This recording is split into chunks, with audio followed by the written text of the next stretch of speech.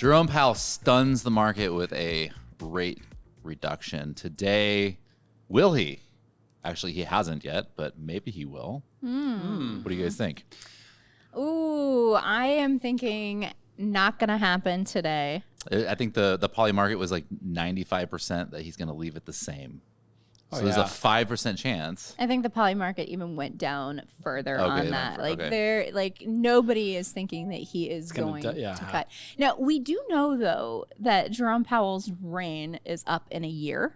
And so this next year, what's going to happen? What's he going to do? Why is he going to be a little spicy today? You know, maybe he's a little... It's like just a little Cinco de Mayo type of spicy. Just post Cinco de Mayo spiciness. Yeah, post Cinco de Mayo spicy. Yes. Huh. Interesting. Well, I think it's inevitable that they're going to have to be dropped. Now, is that going to happen today? Probably not. But without a doubt, it's eventually going to hit. And to Kayla's point, will he actually be more favoritive towards rates and those types of things now that he's potentially up for... I don't want to say, is it a re-election? It's not. No, his reign. His reign is over. He's not. Yeah, so he's done. He'll be done in a year. Yeah. So kind of, as we embrace for a potential rate cut, which we don't see happening. It's 50-50 in June. So 50-50 in June. But we know that any relief would be welcome for home buyers. In light of that, ICE, the International Continental Data Exchange, has released some data on Q1 of mortgages. So this is pretty interesting. So what they found is that first-time buyers represented 58% of all agency purchase mortgages in Q1 of 2025. Now, what does that mean? 58% of all Fannie Mae, Freddie Mac, VA, FHA, HUD-backed, USDA. So that's pretty high, right? Huge. Like pretty high. Okay, now check this out.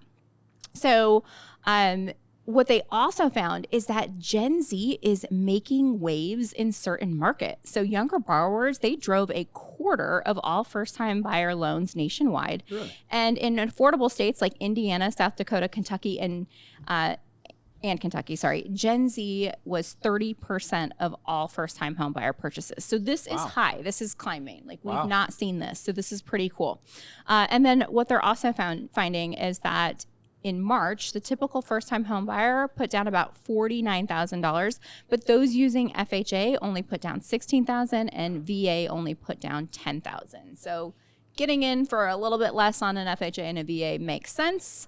But what do we think about the rise in Gen Z and in the rise of first-time homebuyer purchases? So this isn't the Immigration and Customs Enforcement. This is what? What is ICE stand International Continental Data Exchange. ICE is known as like the best data provider for mortgage information. It used to be Black Knight, and then Gotcha. Okay, ICE. Gotcha. It's a company. I know. It's a mouthful. There we go. Intercontinental purchased Black Knight. Gotcha. So they are like they're the best data provider, like top of the top. Yeah. So what I think is it's really interesting, especially when you look at like the $49,000 down, the $16,000 for FHA, and then $10,000 down for VA. I mean, that's to me awesome, right? Because first of all, VA, no money down loan, which is one of the really cool thing, right? One of the really cool things for the veterans out there that serve, et cetera.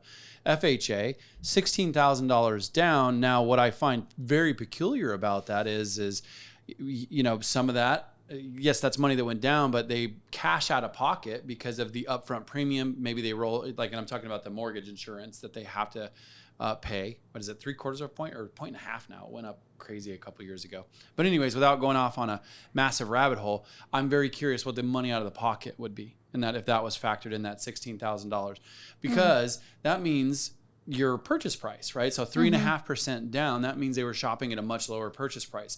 Where the people that were shopping for conventional mortgages, they do have conventional mortgages of as low down as 5%, but a lot of times that's a higher rate. So I would say probably most of those are probably around that 10%, but that's getting us now around the quote unquote average purchase price of homes in America right now is floating right around $450,000. So it's funny how all of that lines up with with the data that we know? Well, Indiana, South Dakota, and Kentucky, I would imagine their less. average purchase prices are much lower than the national. A little more bang for buck. Probably, exactly. And that's why we're seeing more Gen Z purchase there. I was kind of excited and invigorated by this news because what we know is Gen Z has largely kind of felt very priced out of the market. Oh, yeah. And so what we're seeing is they're finding a way, which is really exciting and good for them. Yes, good job, Gen Z. Keep it up.